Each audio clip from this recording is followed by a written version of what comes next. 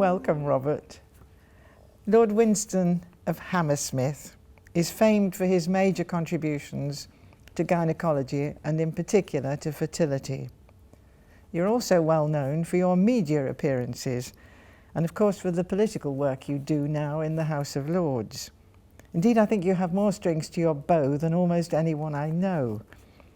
We first met in the 1980s when you were the presenter for the BBC's Your Life in Their Hands series, and I was the surgeon doing an aortic aneurysm. You went on to bring medical science to the lay public in a most accessible way. So welcome to the Research Awards of the BMA, and we're truly delighted and honoured to have you here today. These awards have proved to be a vital starting point for hundreds of young researchers over the many years that they've been in existence. You will know as well as anyone how difficult it can be when you're starting out to find the funds for your chosen field of research. So perhaps you could just tell us a little bit about your early career and maybe about some of the ways in which you started out to find funds for your research, if you will. I was a disaster really, because I left school without knowing what I wanted to do. I had a place to do in natural sciences and decided the last thing I wanted to do was look at a microscope for the rest of my life. So having left school and being told that really medicine wasn't worth doing, because the school was very fixed on classics and so on, I ended up thinking I'd become a medical student, which seemed a bit glamorous. I wasn't a very good student. I managed to get the lowest mark ever recorded in biochemistry. It's interesting, I've been looking at molecular biology ever since. I didn't do very well in pathology. And then did 4 years in clinical medicine and then gave it up and went into the theatre for a while and produced plays briefly and then came to my senses. And I was actually at least on the up when I was doing that, because at least we were earning enough money as a company to continue. We'd done some stuff at the Edinburgh Festival, and then I thought I must go into science, and so I looked around for a job, and that was difficult because nobody really wanted me. And then I finally found Professor McClure Brown at Hammersmith, who was just absolutely amazing. I wrote him a letter, and he wrote back by return of post in longhand, saying, "I don't have a job, of course, but you know, if you want to come and talk to me, I'm happy." And that's what started me. And once I was appointed on a 2-month contract, actually, as a house surgeon, which was a junior post for me at that time, because I was already a bit more trained than that. Yeah. I got an MRC grant, actually, very, very soon. I applied for one, and that came through pretty quickly, and that really started my career. Yes, but it is difficult, isn't it, in the beginning, when you have no track record to establish yourself? Yes, and it is still. It is still. And I presume there were ups and downs in your progress from there on. Do you want to tell me about any of those? Well, there must be downs, really. I mean, you know, we always talk about our ups, but really, in truth, you know, when you look at all the papers you publish, you realise that most of them are complete nonsense anyway, because within 5 years they're out of date. And also, you know, we get very grandiose ideas of the value of what we've done. I think it's very easy to be arrogant about what you've done, actually, yes, and it's not good for either scientists or doctors to do that too often. You can be proud, but I think it's important to realise that actually no researcher, even Nobel Prize winners, do everything on their own. They have a team, and in my case, I was probably the least able scientist in the group. But, you know, they got together and they worked, and we had fun. And I think having fun as a scientist is one of the key things. And I think, you know, why this award is so important is the accent on young people getting into research.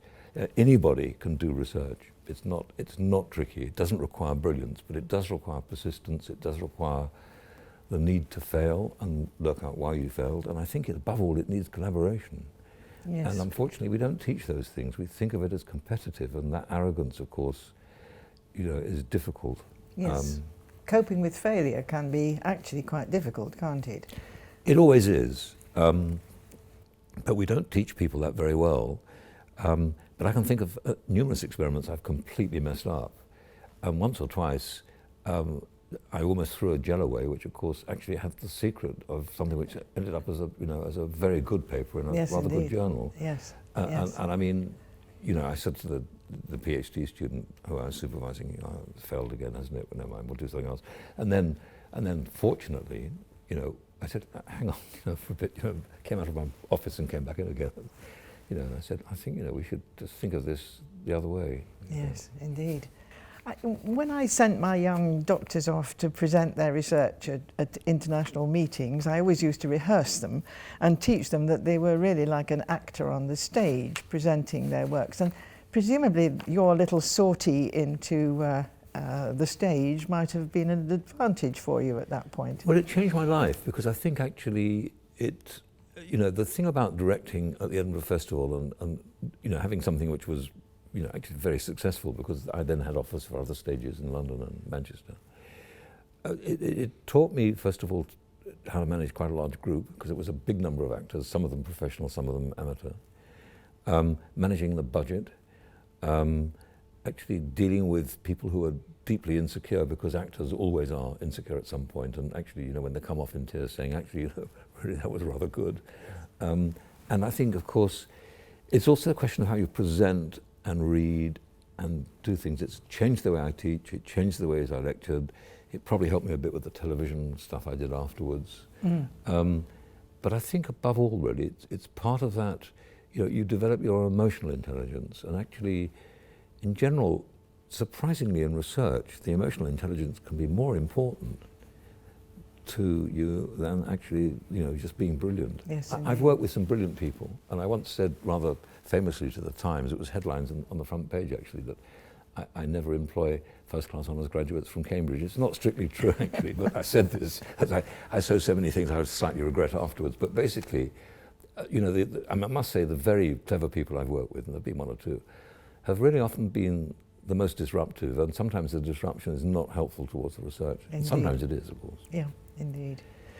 We hear a lot about burnout at the moment. Have you got any special tips for avoiding that? I think it's a real issue for the health service, and I don't think that that's really fully understood in the Department of Health.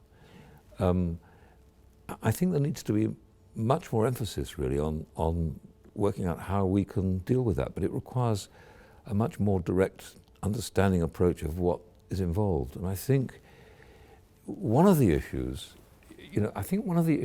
is partly that the health service has become increasingly fragmented.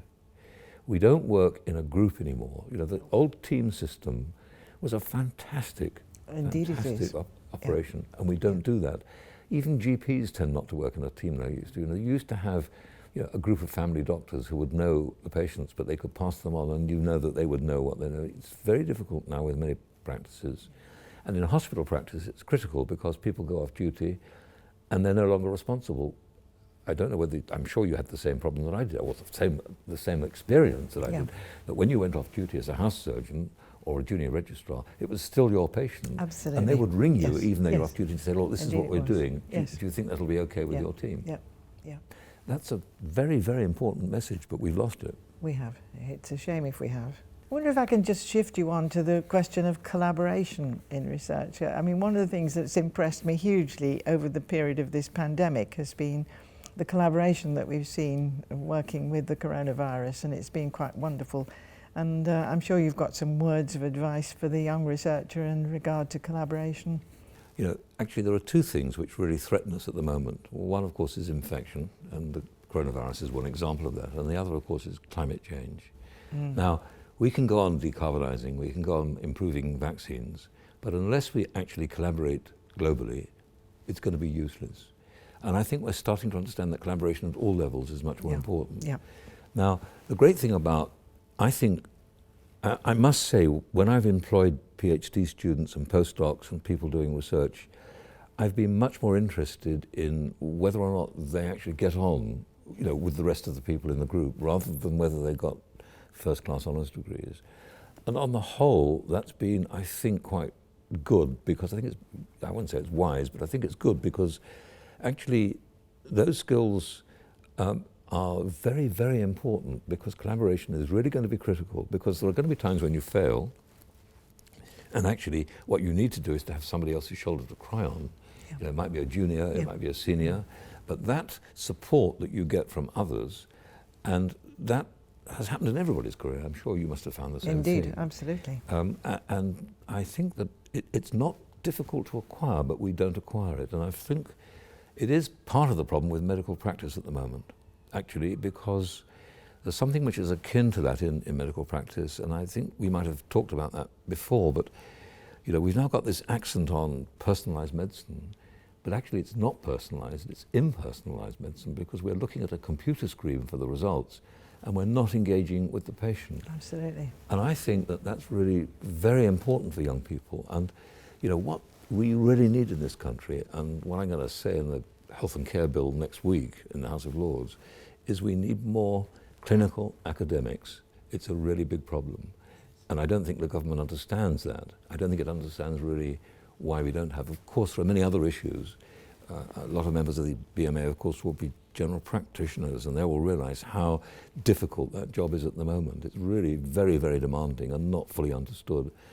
And you know, when a new Secretary of State comes in and decides he's going to reform the health service, you do feel very, very concerned. Yes, you feel anxious. Of course you do.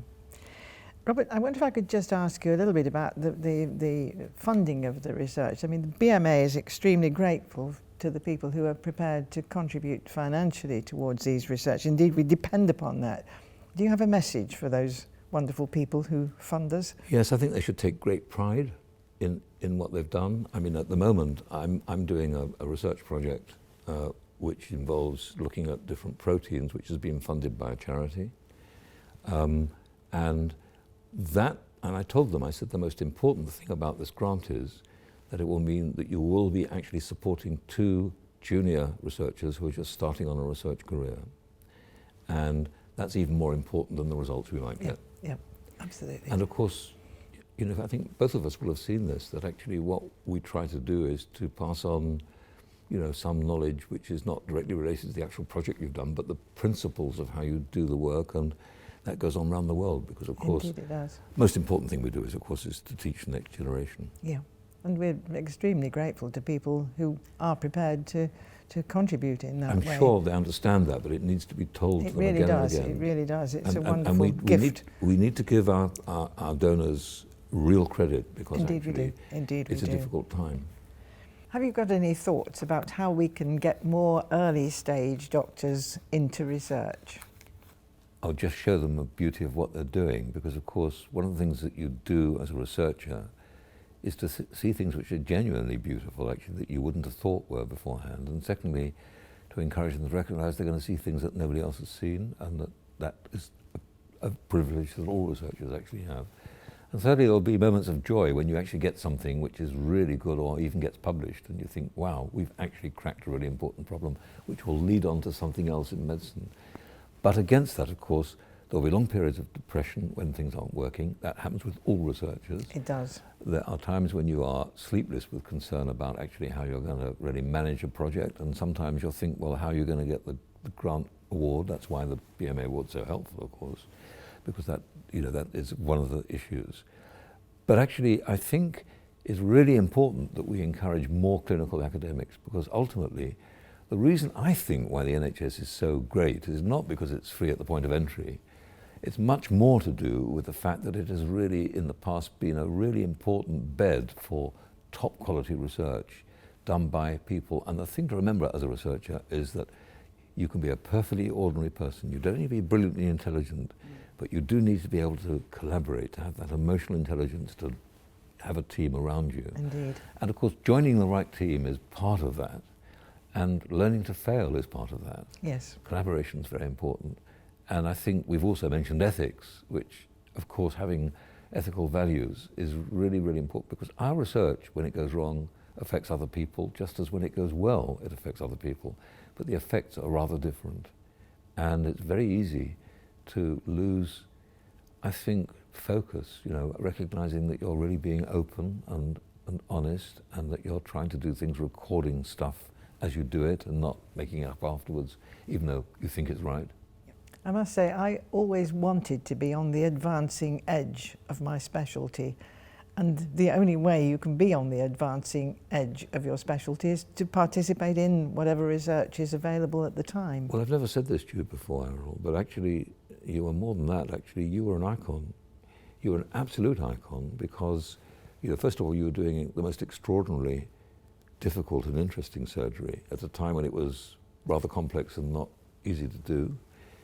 And of course, you know, we didn't have that number of women surgeons either, and you were doing all of that and challenging so much of what was the sort of normal stuff. And it's difficult to do that. It's very difficult to stand out, isn't it? I mean, you know, I think making television programs wasn't helpful to my career, as you might imagine. But I think it helped me as a doctor. I think being a doctor helped me make the television programs. Actually, it was sort of, you know, two-way. But there we are. Well, it's been a real privilege to talk to you today, Robert. Absolutely wonderful. And I've thoroughly enjoyed delving into your life. And I'm sure our young researchers will feel blessed to have heard your words of wisdom. So thank you so much for doing this. Thank you. Well, congratulations to them.